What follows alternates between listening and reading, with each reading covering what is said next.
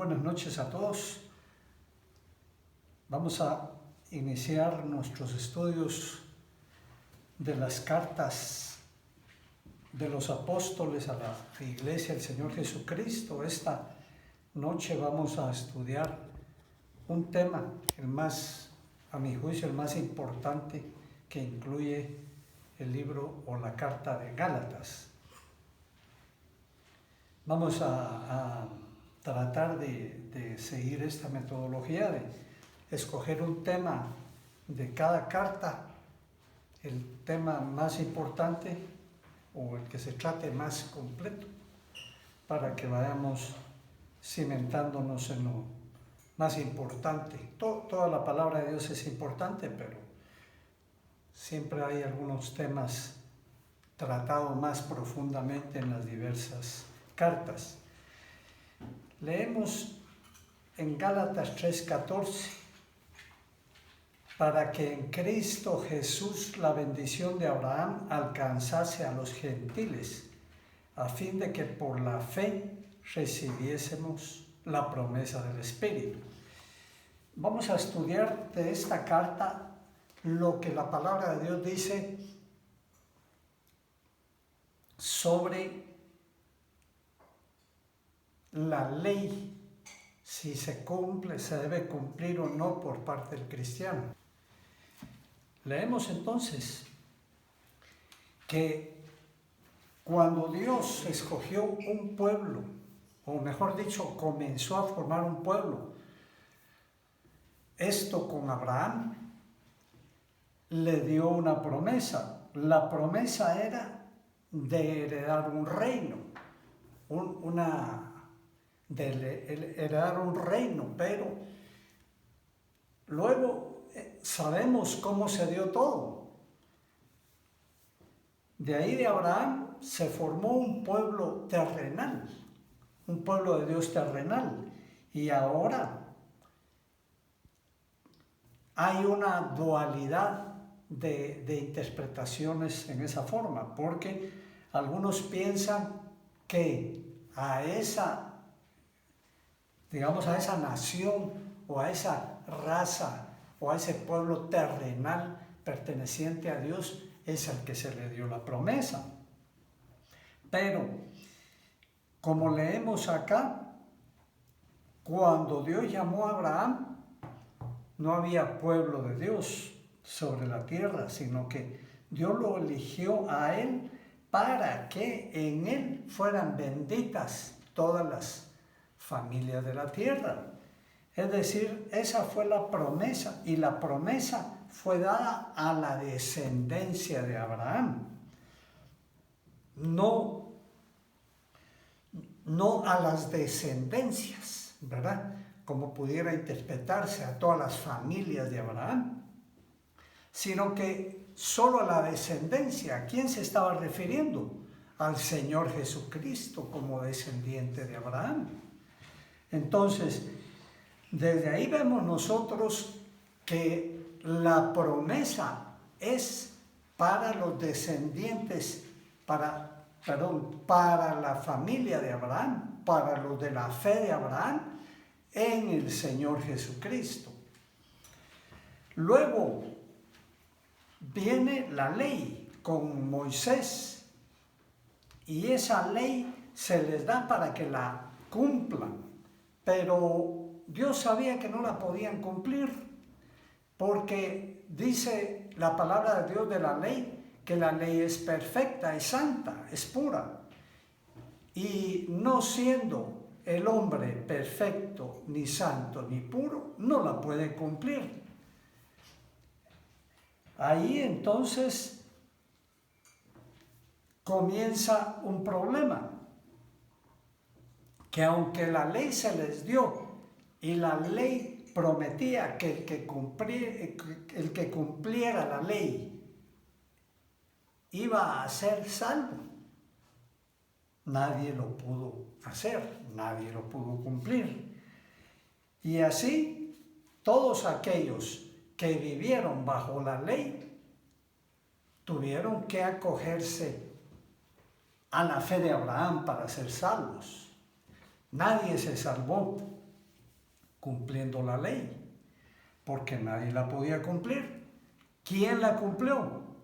Solo uno, el Señor Jesucristo. Pero aún más, vamos a leer Gálatas 3:12.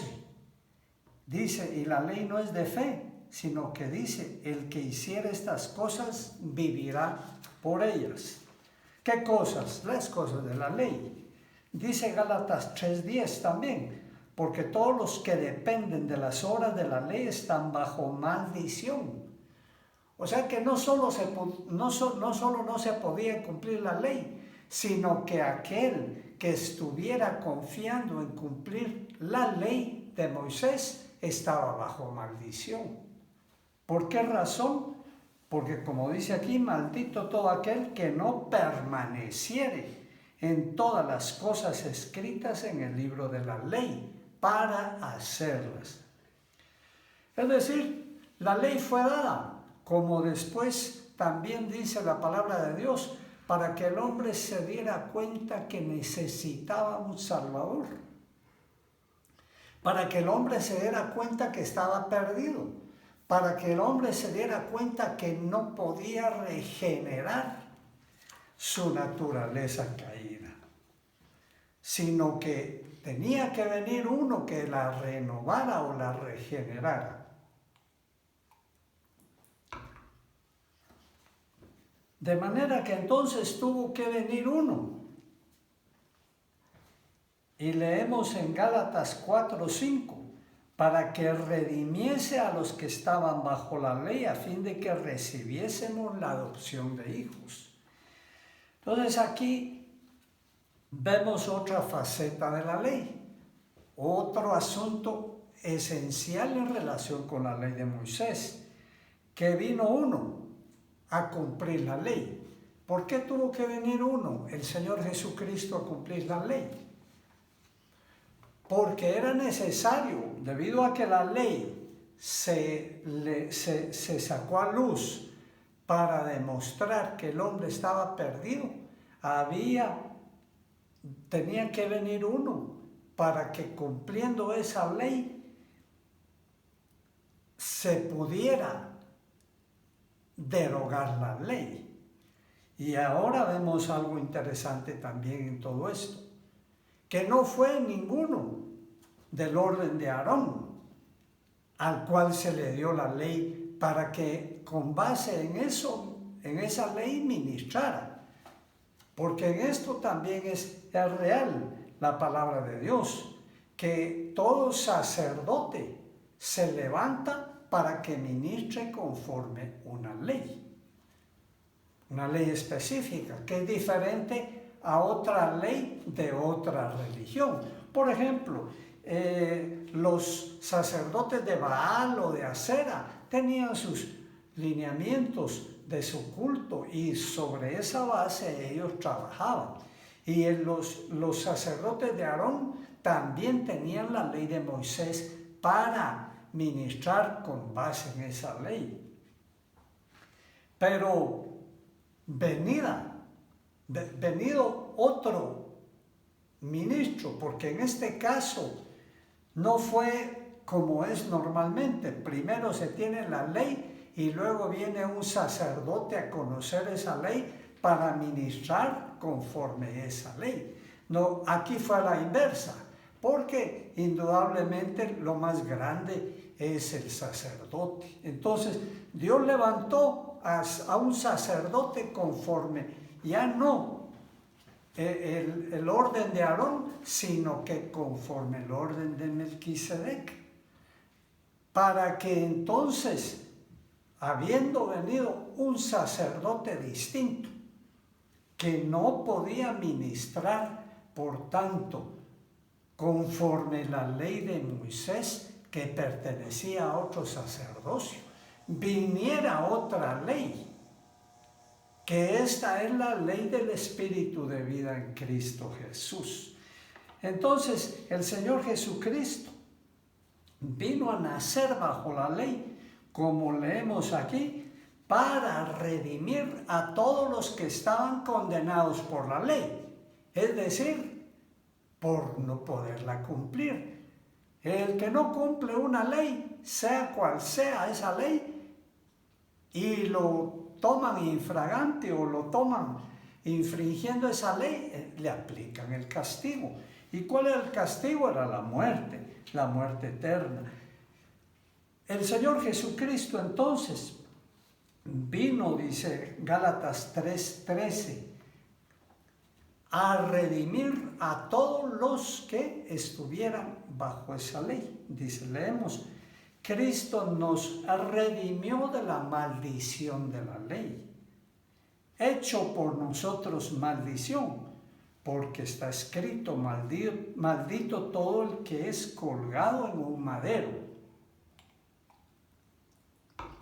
Entonces veamos el procedimiento. El Señor Jesucristo vino a cumplir la ley, pero no por Él, porque Él cumplió la ley perfectamente. Él era santo, Él era perfecto, Él no pecó. Entonces Él fue a la cruz del Calvario a cumplir el castigo de la ley que merecíamos cada uno de nosotros. ¿Para qué? Para que, como dice Gálatas 2:19, porque yo por la ley soy muerto para la ley, a fin de vivir para Dios. Veamos entonces, dice, porque yo por la ley soy muerto para la ley. Es decir, la ley vino y castigó a cada uno de nosotros en el cuerpo de Cristo en la cruz del Calvario nuestra maldad, nuestro pecado. Nos castigó y morimos, representados por Cristo o sustituidos por Cristo. Y ahí termina el poder de la ley. Ahí termina la función de la ley. Ya no tiene nada más que hacer la ley porque ya fue aplicada en todos los pecadores en el cuerpo de Cristo. Ya se cumplió su castigo y ya no tiene nada más que hacer, porque ya no hay pecadores que matar, que destruir. Aleluya. Por la ley fuimos muertos entonces en Cristo Jesús. De manera que entonces, ¿qué tiene que ver ahora la ley con los cristianos? Si no tiene que ver la ley con los que no creen en Cristo, que se podrían salvar si reconocen lo que Cristo hizo por ellos, ¿cómo va a tener algo que ver la ley con los verdaderos cristianos? En absoluto. Ya no tenemos que cumplir la ley. ¿Se entiende esto, verdad? Porque ¿para qué se cumplía la ley? Para alcanzar una meta que era la salvación eterna, lo cual era imposible. Si ahora nosotros ya alcanzamos la meta, nosotros ya recibimos la salvación, no por la ley de Moisés, sino que por la ley de vida en Cristo Jesús. ¿Para qué vamos a ir a guardar algo de la ley? ¿Para qué vamos a regresar a esa ley que todos deberían de abandonar? Y por eso es que esta carta de los Gálatas debería ser el terror, si lo supieran, de todas las religiones que no tienen realmente a Cristo como rey, como centro. Los primeros que deberían de estar aterrorizados por esta carta, y lo están, son los judíos mesiánicos, porque ellos dicen que cuando recibimos a Cristo es para después meternos a la ley o a la Torá. Imagínense eso. Sí, precisamente la palabra de Dios dice que de ahí, de la ley, del imperio de la ley, nos está arrancando Cristo para pertenecerle a Él. Aleluya. Otros que deberían de estar temblando son los católicos, que por cierto cercenaron la ley de Moisés y en lugar de adoptar los 600 y pico de mandamientos para cumplirlos, solo toman 10, ¿verdad? Y dicen, bueno, estos 10 mandamientos son los que nos interesa cumplir. Y si los cumplimos, vamos a ir al cielo. Y si hacemos buenas obras, vamos a ir al cielo. Deberían de temblar cuando lean esta carta, ¿no le parece a usted?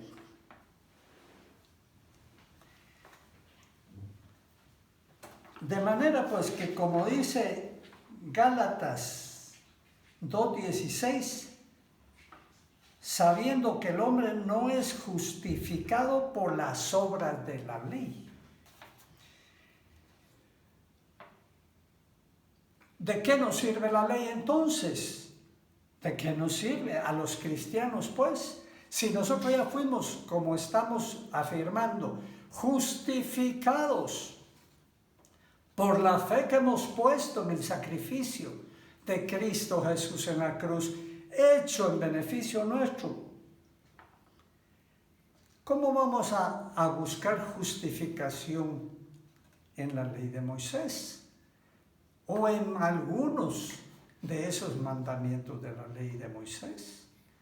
Por ejemplo, algunos otros grupos que podríamos mencionar, los adventistas con su séptimo día.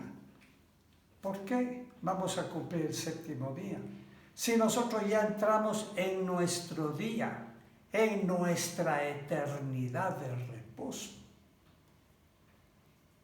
cuando recibimos la salvación en Cristo, para nosotros cada día de nuestra vida, a partir de que recibimos a Cristo en nuestro corazón, son días de reposo.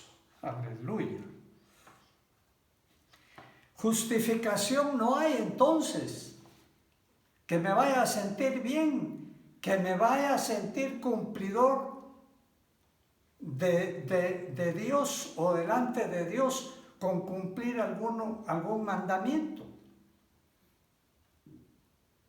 Eso no me va a traer justificación. Ya soy justo porque Dios así lo ha declarado.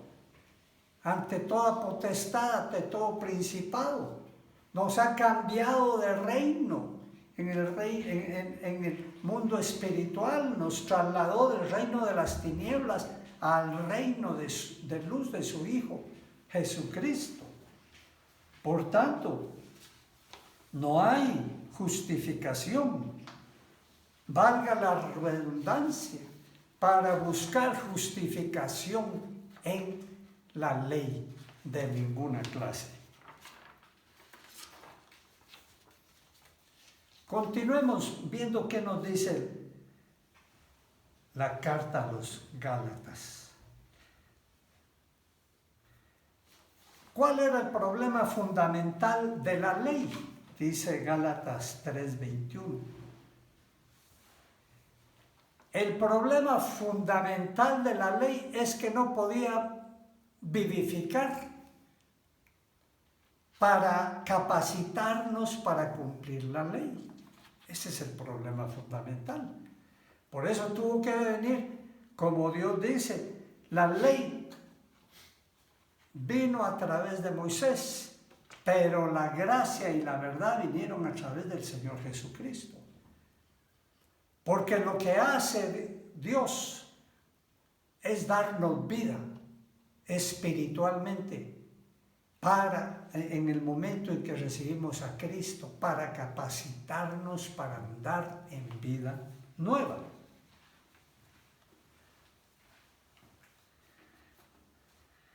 Dice Gálatas 2:3, mas ni aun Tito, que estaba conmigo con todo y ser griego, fue obligado a circuncidarse.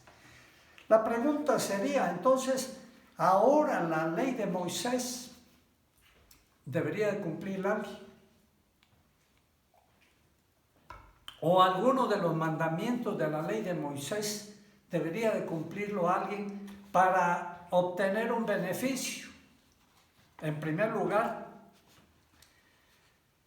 los gentiles, es decir, los que no somos judíos, ¿por qué vamos a cumplir una ley bajo la cual nunca estuvimos o una ley que nunca conocimos? ¿Verdad? Y en segundo lugar, los judíos, porque van a seguir cumpliendo una ley que los declara, que los mete en maldición. Muchos le hacen reverencia al pueblo judío terrenal y les gusta mucho todo lo relacionado con los judíos, pero ellos ya no son pueblo de Dios. Ellos no aceptaron, no quisieron recibir al Mesías que le fue enviado, y se les quitó el Mesías y se les quitó la ley. Y ahora la única esperanza que tienen es meterse a la ley del Espíritu de vida en Cristo Jesús, recibiendo la salvación que Cristo compró para ellos. Este fue el reclamo que Pablo le hizo precisamente a Pedro. Cuando comenzó el judaísmo a tratar de infiltrarse en el cristianismo del principio, le dijo: ¿qué estás haciendo? Le dijo: siendo tú judío, no vives como judío, ¿por qué entonces ahora quieres judaizar a los cristianos? No, le dijo, eso no es así. Y siendo al gran Pedro que le estaba hablando, lo puso en su lugar.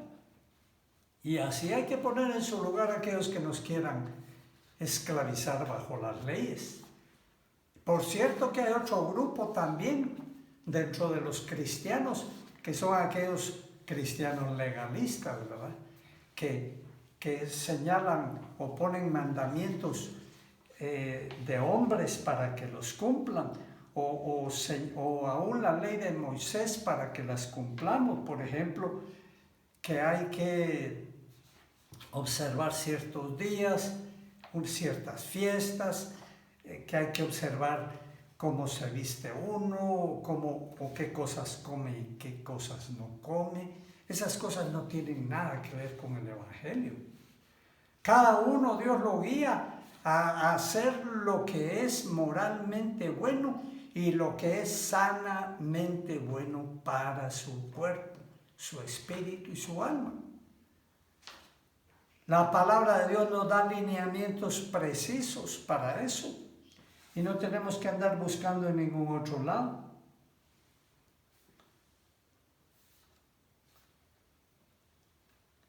Entonces, como dice la palabra de Dios en Gálatas 4:21, decidme los que queréis estar bajo la ley. Les preguntamos a todos los que quieren estar bajo la ley, ¿no han leído la ley?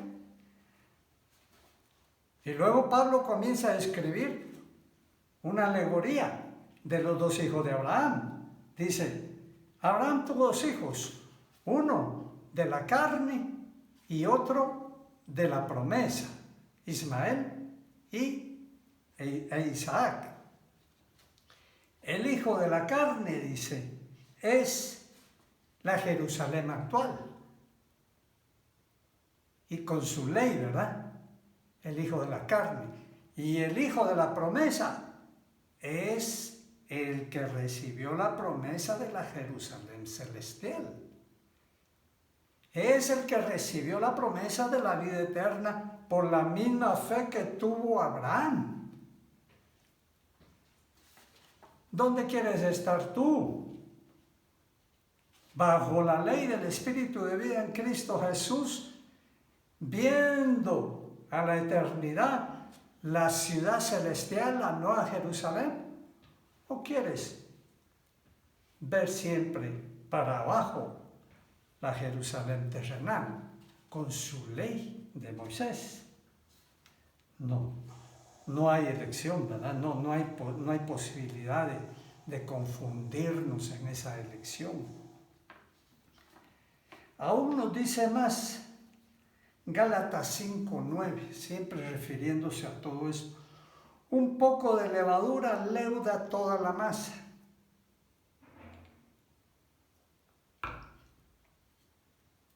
Muchos dirán, bueno, pero si ya recibimos a Cristo, bien podemos disfrutar de algunas fiestas judías terrenales. Bueno, si ya recibimos a Cristo, ¿qué daño nos hace si comenzamos a creer que el día de reposo es tal vez hasta más importante que Cristo Jesús? Bueno, si ya recibimos a Cristo, ¿qué nos quita con hacer esto y el otro que nos mandan las leyes terrenales de las religiones? Claro que sí, tiene mucha importancia. Porque el cristiano fue llamado a libertad dentro del patrón de la palabra de Dios. Ahí está los parámetros en los que se puede mover y en los que está seguro y en los que no va a haber equivocación ni desvío para él. Pero si le agregamos algo allí, sea lo que sea, entonces un poco de levadura leuda toda la masa. Es decir, va a contaminar la pureza del Evangelio y no le va a hacer bien a aquellos cristianos. Mira qué interesante esto. Dice Gálatas 5:11 para terminar. Y yo, hermanos, si aún predico la circuncisión, ¿por qué padezco persecución todavía? Pablo bien hubiera podido transigir con los judaizantes de ese tiempo, así como nosotros ahora.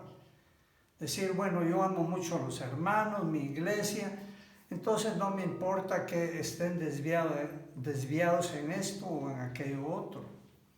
No, sí nos debe importar, porque Pablo era judío, estaba circuncidado. Él hubiera podido decir, sigamos adelante con esto, no pongamos mucha atención a eso. Sin embargo, siendo él judío, rechazó rotundamente aquellos mandamientos judíos que se querían infiltrar entre los mandamientos cristianos. Igual ahora nosotros tenemos que ser celosos. Como Pablo le insiste a Timoteo, ten cuidado de ti mismo, le dice, y de la doctrina. Eso es esencial, es importante. La doctrina es lo principal. La palabra de Dios es el fundamento nuestro y no lo podemos dejar por un lado ni lo podemos llevar contaminado o trastocado, porque nuestra fidelidad se debe al Señor y a su palabra. En el nombre de Cristo Jesús, entendamos esto. Amén. Vamos a seguir estudiando una nueva carta.